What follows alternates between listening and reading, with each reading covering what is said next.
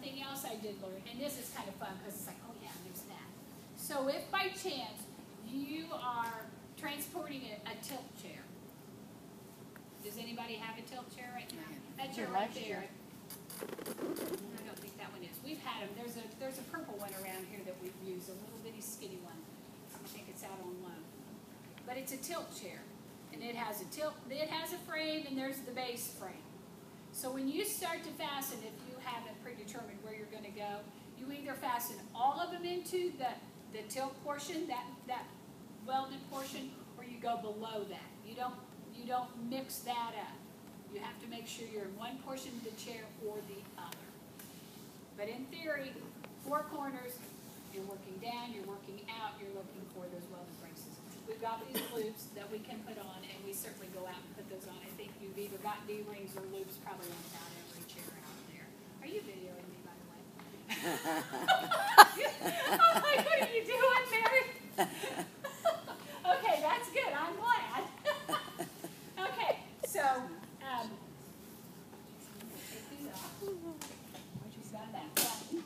I didn't want her to get nervous. Made for that.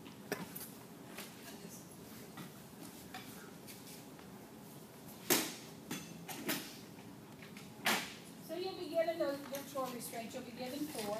You know, I think, honestly, just so you all know, I think this year we'll go to 6. We'll switch that up just a little bit, and we'll do a new style electric chair when we do the wheelchair this year. And I don't know, it probably doesn't indicate that on there. I don't know how specific that is.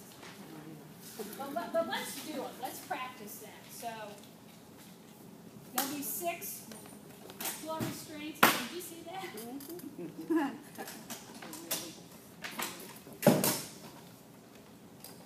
If you didn't, I got it on video to watch it again.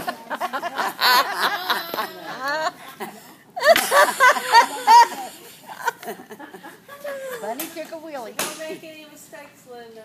The good thing is I have a lot of experts to help you, and that's good.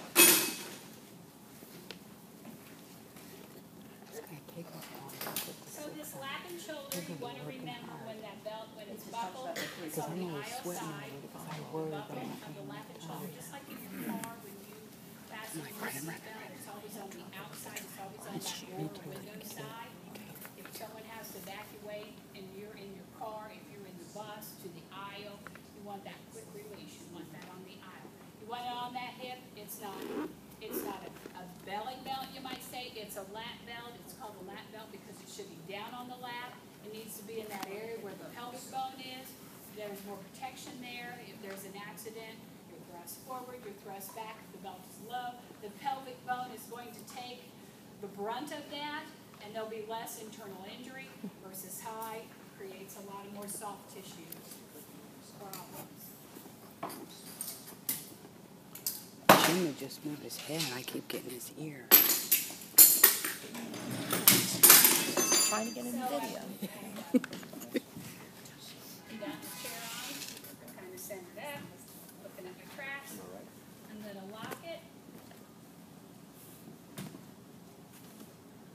Start by putting on my floor restraints. Because the loops are here, it makes it, I won't make that mistake. I know where to go.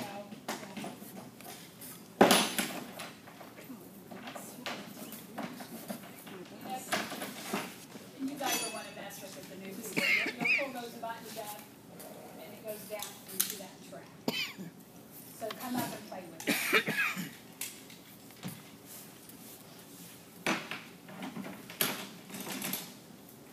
Look into your loops. And there's the button there that takes up the slack. Yeah, the people, if you're not familiar, you grab someone who's out of the department, they can certainly help you with this, or I'll be happy to kind of pick up that slack. This button, I'll show you, you can see on this seat. You're taking pictures of that? No. It's a good idea. You could take pictures of this and then you can refer back to it. That's what I did. If anyone wants a copy of it, just get with Mary. There you go. I thought she was reading a book. Uh-huh. I knew better. She she could send it to someone, huh? She's messing with them. While you're tied up, we've got seatbelt cutters in the bus. Yes, go ahead. I'm finding them everywhere, hidden, stuffed down.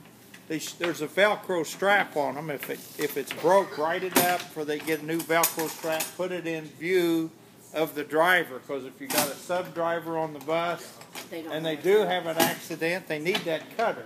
If they need the cutter, they won't know where it's at if it's just hid somewhere. So anyway, just a safety tip. That's Kenny.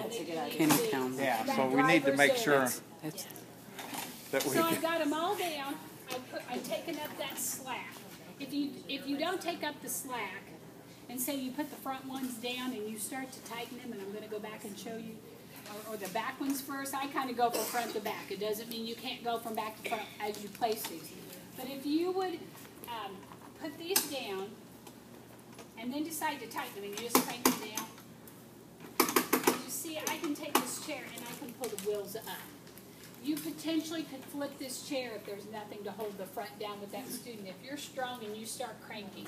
So you want to make sure all four are in place and you've taken up the slack in all four before you actually start to tighten this chair down. Okay?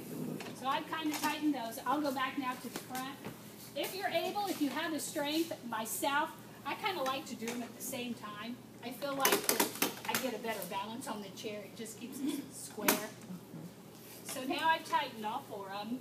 I'm going back to the back to unlock and check. So I'm just going to go ahead and check this one more time. Then unlock that chair. I'm going to shake it. And it should be nice and firm. It shouldn't go anywhere. If I just simply take, just to show you, it appears the same. But when I shake it, there's a lot more give there. And it's just because I took off the tightness off that one restraint.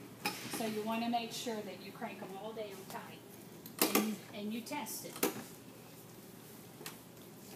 Now I don't have that yet. Okay? Want to